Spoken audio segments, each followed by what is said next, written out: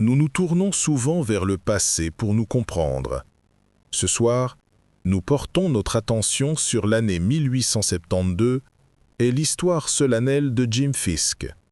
C'est une affaire qui nous rappelle que derrière les archives historiques se trouvent de vraies personnes, dont les vies ont été irrémédiablement changées par les événements qui se sont produits. Ceci est leur histoire, telle qu'elle peut être racontée, au mieux. Dans l'après-midi du 6 janvier 1872, à l'intérieur de l'opulent Grand Central Hotel à New York, le financier Jim Fisk montait le grand escalier principal. Avant qu'il ne puisse atteindre le premier étage, le deuxième étage américain, un homme est apparu en haut du palier, a tiré un pistolet et a tiré 2 coups de feu. Fisk, l'un des hommes les plus célèbres et les plus tristement célèbres du Gilded Age, s'est effondré. La fusillade n'était pas un simple acte de violence, mais le point final explosif d'un scandaleux drame public d'amour, de cupidité et de trahison qui avait captivé la nation. James Fisk Jr., connu du public sous le nom de Jubilee Jim, était un titan de son époque. Il était passé d'un humble colporteur du Vermont à l'un des spéculateurs de Wall Street les plus audacieux et les plus corrompus. Aux côtés de son partenaire astucieux et reclus Jay Gould, Fisk contrôlait la puissante Erie Railroad. Le duo était l'archétype des barons voleurs, notoires pour leurs tactiques impitoyables, dont la plus célèbre fut leur tentative d'accaparer le marché de l'or de la nation en 1869, un acte qui causa la panique financière du Black Friday. Mais contrairement à ses pairs, Fisk cultivait un personnage public extravagant. Il était colonel dans la milice d'État, possédait son propre opéra et menait une vie d'excès extravagants qui faisait de lui un sujet constant de fascination et de condamnation. Au centre du monde social somptueux de Jim Fisk se trouvait une belle jeune actrice nommée Josie Mansfield.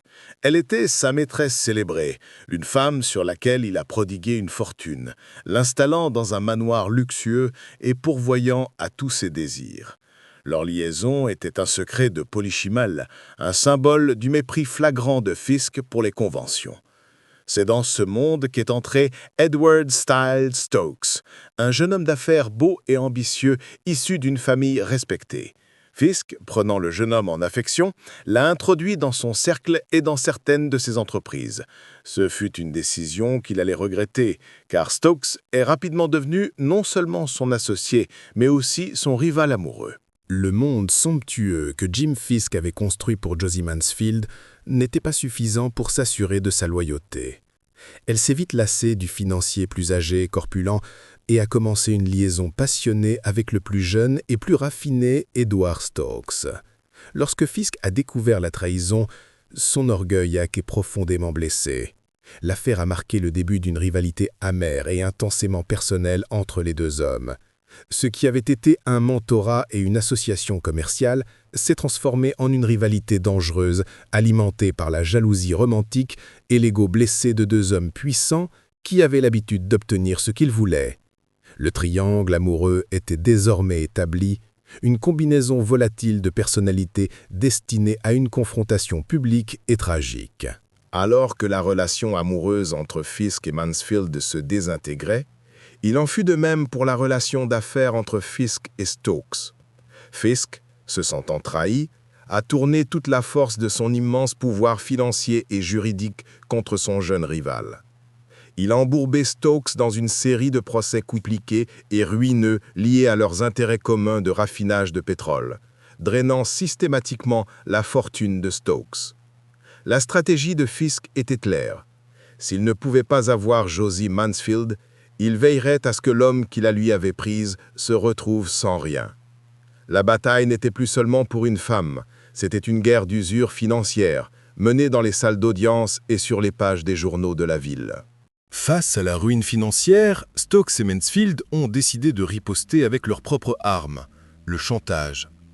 Ils étaient en possession d'une série de lettres intimes que Fisk avait écrites à Mansfield pendant leur liaison, Ils affirmaient que ces lettres contenaient non seulement des embarras personnels, mais aussi des informations préjudiciables sur les transactions commerciales corrompues de Fisk avec Jay Gould et la tristement célèbre machine politique de Tammany Hall. Ils ont menacé de publier les lettres à moins que Fisk ne leur verse une somme substantielle. Fisk, en bandant, n'était pas un homme qui s'inclinait devant les menaces. Au lieu de payer, il est passé à l'offensive, faisant arrêter Mansfield et Stokes et les accusant de chantage et d'extorsion, transformant leur querelle privée en un spectacle criminel public. Le jour du 6 janvier 1872 fut l'aboutissement de cette guerre amère. Stokes, désormais confronté à la ruine financière et à un procès pénal, était à son point de rupture. Ce matin-là, un mandat avait été émis pour l'arrestation de Jim Fisk pour diffamation liée à l'affaire. Pour Stokes, c'était l'humiliation finale. Désespéré et enragé, il est parti à la recherche de Fisk, avec l'intention de l'affronter.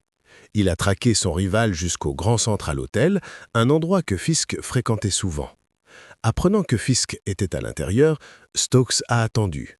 Alors que Fisk commençait à monter l'escalier sud de l'hôtel, Stokes l'a intercepté en haut du palier.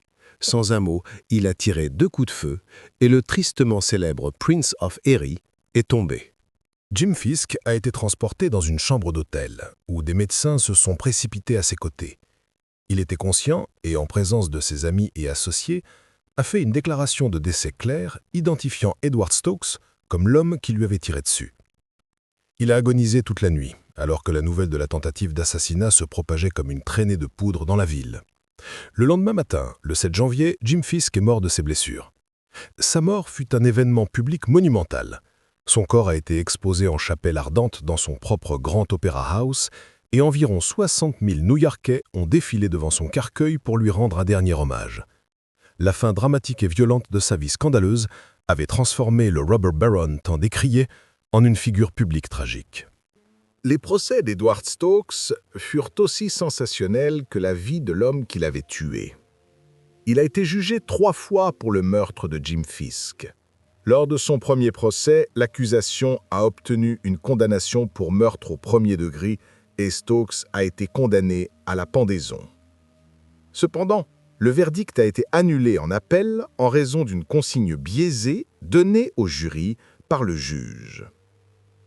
Un deuxième procès s'est soldé par un jury divisé, les jurés étant incapables de parvenir à une décision unanime. Finalement, lors de son 3e procès, en 1873, Stokes a été reconnu coupable de l'accusation bien moindre d'homicide involontaire au premier degré.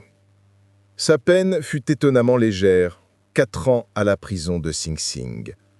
Pour le meurtre de l'un des hommes les plus puissants d'Amérique, Stokes purgerait moins de 4 ans.